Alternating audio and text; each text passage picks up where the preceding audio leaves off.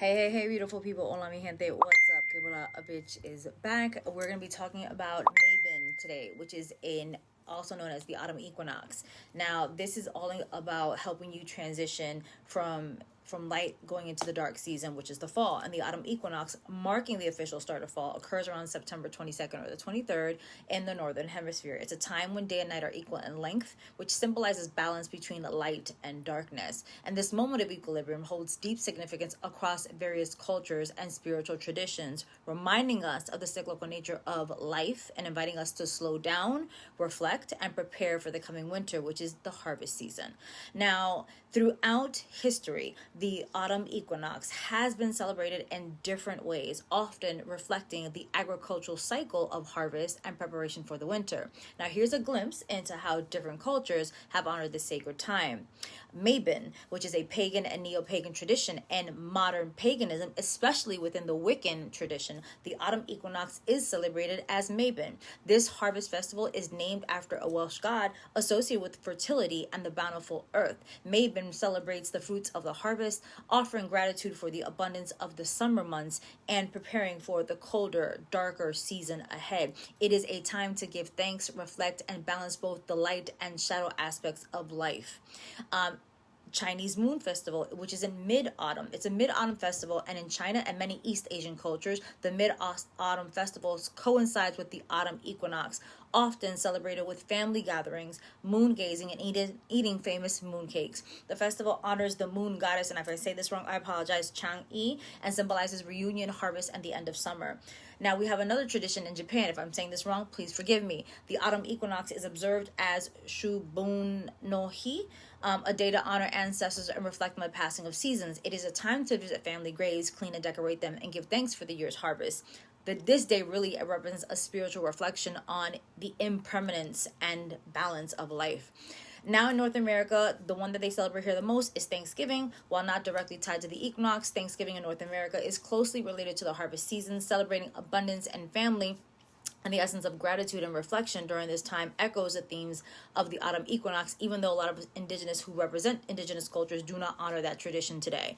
Representing the autumn equinox in our lives today, well, when the autumn equinox provides us, it's an opportunity for us to connect with nature and the cycles of earth, the seasons, even if we live far removed from traditional agrarian life.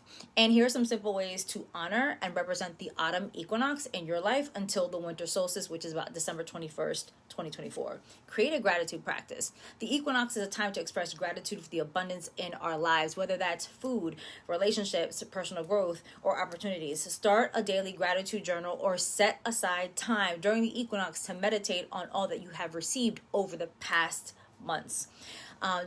Also, to decorate your home with, autumn symbols. Bring the colors and textures of autumn into your living space. Decorate with pumpkins, gourds, fallen leaves, and harvest symbols like corn, wheat, apples. These symbols remind us of the earth's generosity and connect us to the natural cycles. 3, light a candle to represent balance.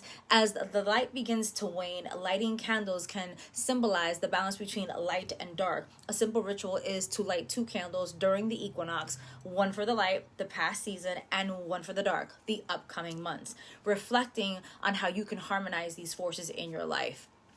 4, prepare a harvest feast. Similar to Mabon or Thanksgiving, which I don't celebrate, but prepare a meal with seasonal foods like squash, root vegetables, apples, and nuts. Share this meal with loved ones, reflecting on the harvest in both the literal and metaphorical sense. 5, spend time in nature. One of the most grounding things you can do during this seasonal shift is to spend some time outdoors. Take a walk in a local park or forest and observe the changing color of the leaves, the crispness of the air, my speech impediment, and the subtle signs of nature preparing for you this winter.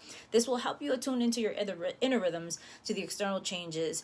And it's going to be hard to navigate this transition. And as we move from the brightness of summer into the darker months leading up to winter solstice, it's really important to approach this transition mindfully.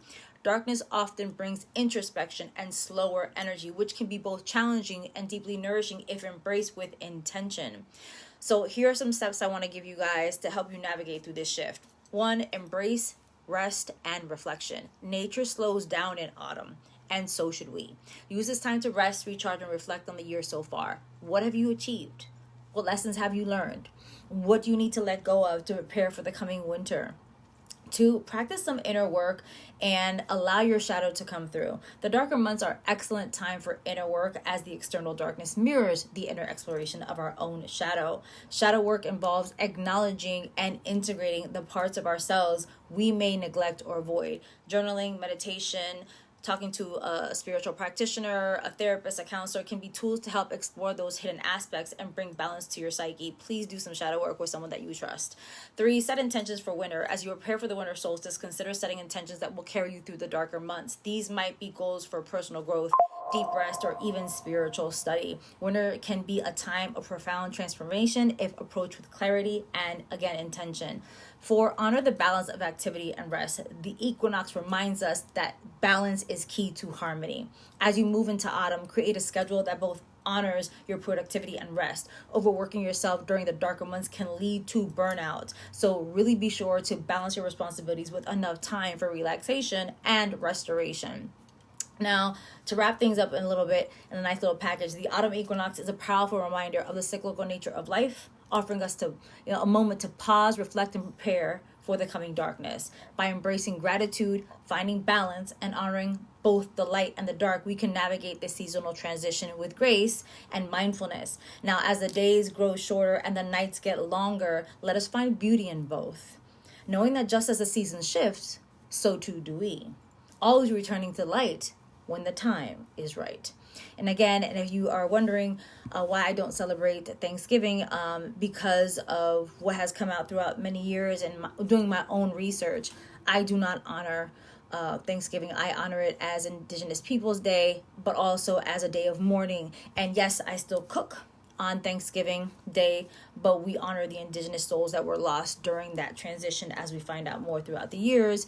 And and again, if you celebrate Thanksgiving, that's for you and yours, and I respect that. Please respect my decision as well, because I know probably sometimes I get questions as to why I don't celebrate Thanksgiving.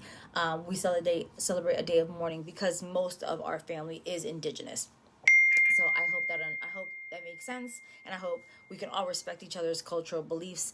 And again, I hope the autumn equinox is really good for you. And remember, we're still in September shedding season. So if you feel this resonates with you, or you would like to ask me some questions about this, or you have a pressing question that you would like to get some clarity in, I'm doing a community reading next week on Wednesday, September 25th at 8 p.m. Eastern Standard Time. It's $30 per person. It's a group reading, and everyone will get a chance to get one question answered. But what usually happens, because you're in a space of like mind and like spirits, because we're wanting resolution, it is a safe, non-judgmental space, and it's not recorded for privacy reasons. So again, there will be no recording for these sessions, but what happens is I usually answer somebody's question, and that answer for that specific person can also apply to another area of your life world. And that's a really good place to check me out before investing on a one-on-one session or signing up for the waiting list for my programs, such as Love Thyself, Love and Know Thyself, and the Soulful Mastery Entrepreneurial Program.